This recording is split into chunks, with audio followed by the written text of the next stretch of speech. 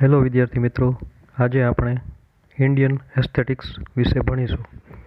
Indian એસ્થેટિક્સ એટલે ભારતીય કલાશાસ્ત્ર અથવા ભારતીય સૌંદર્યશાસ્ત્ર.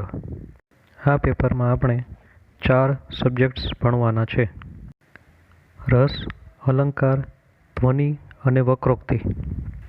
પહેલું રસ. તો વિદ્યાર્થી મિત્રો, રસ 8 પ્રકારના છે, જે મુખ્ય રસો છે. જેમાં પહેલો ભયાનક રસ. દરેક રસને એક કલર અને એક ઇમોશન સાથે રિપ્રેઝન્ટ કરે છે. ભયાનક રસને બ્લેક કલર અને તેની ઇમોશન ફિયર. બીજો છે હાસ્ય રસ. તે વ્હાઇટ કલરને રિપ્રેઝન્ટ કરે છે અને તે લાફ્ટરને રિપ્રેઝન્ટ કરે છે. પછીનો છે રુદ્ર. તે રેડ કલર અને એંગર ઇમોશનને રિપ્રેઝન્ટ કરે છે.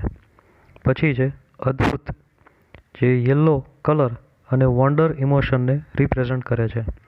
પછીનો છે બીભત્સ. તે બ્લુ કલરને અને ડિસગસ્ટ ઇમોશનને રિપ્રેઝન્ટ કરે છે. પછીનો છે શ્રૃંગાર.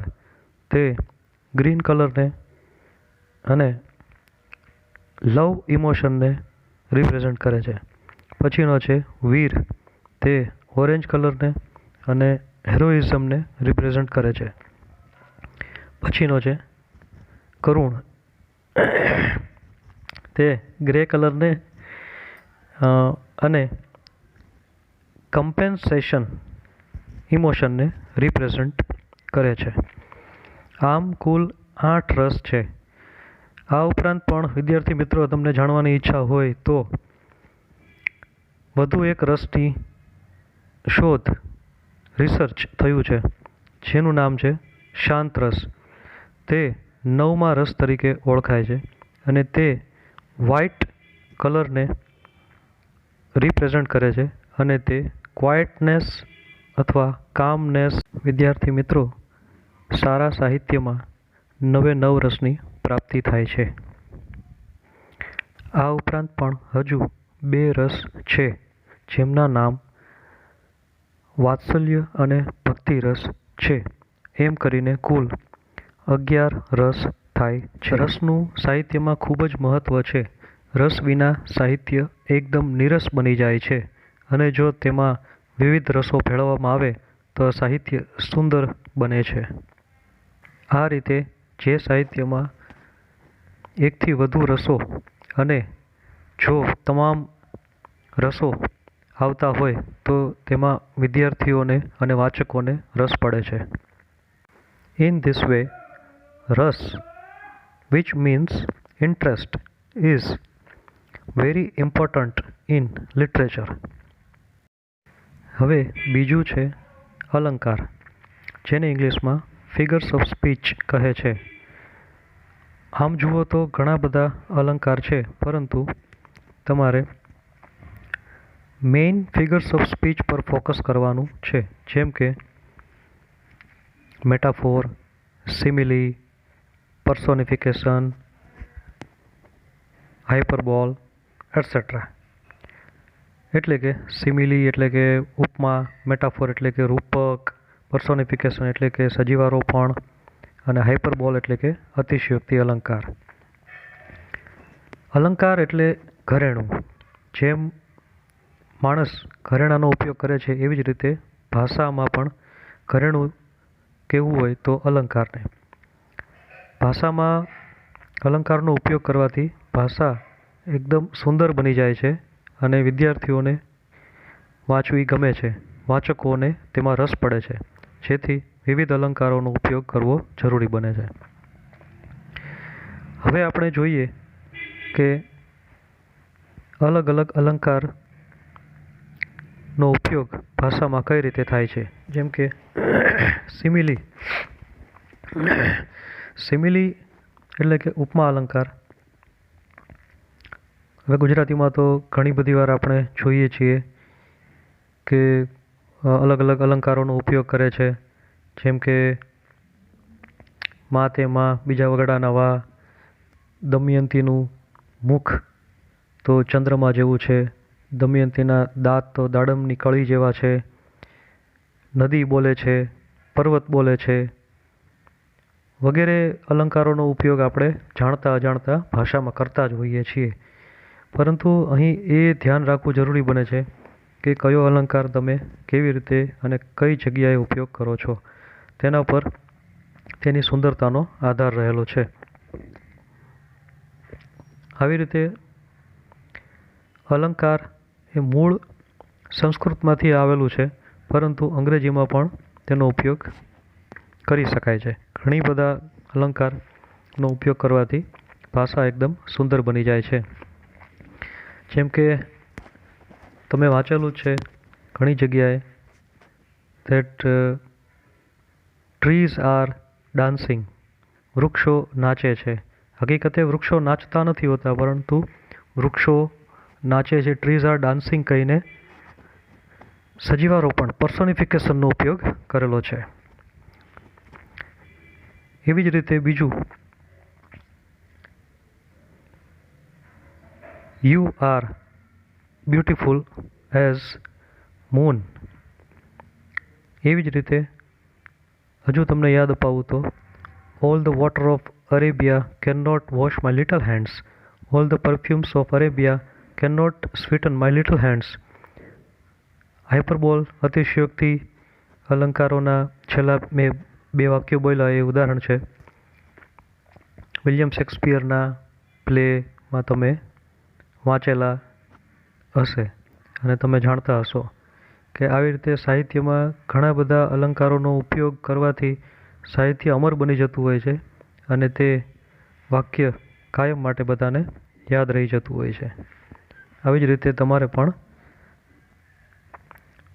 કોઈ ભાષાની કોઈ સાહિત્યની રચના કરો અથવા પરીક્ષામાં આન્સર લખો, તેમાં પણ અલંકારોનો ઉપયોગ કરવો જરૂરી બને છે. હવે આપણે વાત કરીએ ધ્વનિની. ધ્વનિનો મુખ્ય અર્થ પકડો. ધ્વનિ એટલે અવાજ. ઇંગ્લિશમાં શું કહેશો એને? સાઉન્ડ? નહીં. ઇંગ્લિશમાં થોડોક અર્થ ડિફરન્ટ લેવાનો છે. તેનો ઇંગ્લિશમાં અર્થ થાય સજેસ્ટેડ સેન્સ અથવા suggested poetry. What does mean by suggested? You must think that what does it mean? તો સજેસ્ટનો અર્થ જાણો તો ધ્વનિનો અર્થ આપોઆપ સમજાઈ જશે. સજેસ્ટ એટલે શું? તો કે સૂચન કરવું. હું એક શબ્દ વાપરું છું અને તમને કંઈક સૂચના મળે છે. તો ધ સેમ વે ધ્વનિનો અર્થ અહીં એવો લેવાનો છે અલંકારમાં, એસ્થેટિક્સમાં, કે ધ્વનિ એટલે શું? તો કે that kind of poetry wherein the meaning renders itself secondary or the word renders its meaning secondary and suggests the implied meaning. It means ગર્ભિત અર્થ સૂચવે ત્યારે ધ્વનિ થયું કહેવાય. જેમ કે હું તમને કહું સામાન્ય શબ્દોમાં, એનો અર્થ તમને ગર્ભિત રીતે મળે તો એ તમારે સમજવાનું કે ધ્વનિ મળ્યું છે. જેમ કે તમે કોઈ મોંઘવારી વિશેની કવિતા સાંભળો તો તમને દેશની આર્થિક સ્થિતિ વિશે સમજણ મળે. કોઈ તમે ઈશ્વર વિશે વાંચો તો તમને ધર્મ કે શાસ્ત્ર વિશેની સમજણ મળે. વગેરે પ્રકારની કવિતાઓ વાંચવાથી તેના શબ્દો અને તેના ટાઈપ્સ ઉપરથી તેનું સમજણ મળે છે. હવે આપણે વક્રોક્તિ વિશે જાણીએ. વક્રોક્તિ એટલે વક્ર પ્લસ ઉક્તિ.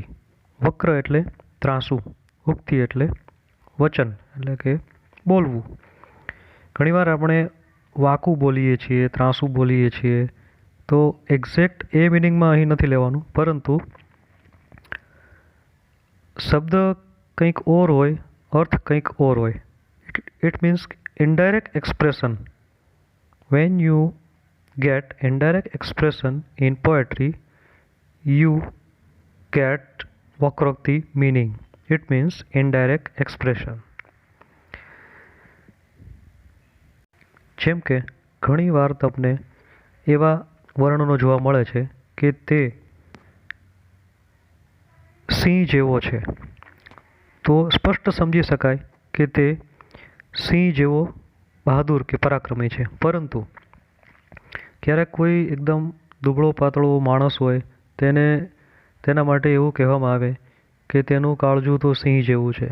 તો તેનાથી શું સમજવાનું છે કે તે સિંહ જેવો નથી, પરંતુ સિંહના ગુણોથી તદ્દન વિપરીત ગુણો તે ધરાવે છે. આને કહેવાય વક્રોક્તિ. ઘણીવાર આપણે સાંભળીએ છીએ પાપડ તોડ પહેલવાન. એટલે શું? પાપડ તોડવા માટે પહેલવાનીની થોડી જરૂર પડે, પરંતુ અહીં વક્રોક્તિ છે તેનો અર્થ એ સમજવાનો છે કે તે પાપડ પણ ન તોડી શકે તેટલો નબળો છે. ઘણીવાર બાળકને આપણે સીધું સીધું સમજાવીએ તો તે ન સમજે, તેથી તેને કહેવું પડે કે હા, જા બહાર રમવા, ઠંડીમાં જા બહાર રમવા, તને કશું નહીં થાય, જા બહાર રમવા, સ્લીપર પણ ન પહેરતો, જા રમ, જમતો પણ નહીં, લે મોબાઈલ, આંખું નહીં બગડે તારી. આમ કરીને આપણે વિરોધી સૂચનો આપીએ છીએ.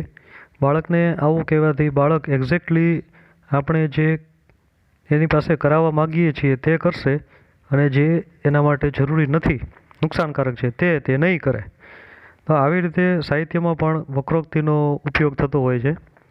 વાચકોને, દર્શકોને સીધી રીતે સમજાવવાના બદલે ઇનડાયરેક્ટલી સમજાવવામાં આવે છે, પરોક્ષ રીતે સમજાવવામાં આવે છે. અને કહેવાય છે ને કે સીધે સીધું સમજાવવા કરતાં ઇનડાયરેક્ટ પરોક્ષ રીતે કહેવામાં આવેલી વાત એ લાંબા સમય સુધી યાદ રહેતી હોય છે. તો વિદ્યાર્થી મિત્રો, આ રીતે રસ, અલંકાર, ધ્વનિ અને વક્રોક્તિનો ઉપયોગ તમે ભાષામાં, સાહિત્યમાં કરવો જોઈએ, અને સાથે સાથે એક્ઝામમાં પણ કરવો જોઈએ, જેનાથી તમને વધુ માર્ક્સ મળી શકે છે, તમારું લખાણ પણ સુંદર બની શકે છે. આ રીતે વિદ્યાર્થી મિત્રો, ઇન્ડિયન એસ્થેટિક્સ પેપર ખૂબ જ સહેલું છે, અને તમે બધા રસપૂર્વક વાંચીને, અભ્યાસ કરીને, અને જેમ દરેક વખતે વાત થાય છે તેમ કે કોલેજમાં ક્વેશ્ચનના આન્સર્સ નિબંધ પ્રકારના નથી લખવાના, તેના બદલે મુદ્દાસર પોઈન્ટ વાઇઝ લખવાના છે. તો ફરીવાર રિપીટ કરી દઉં.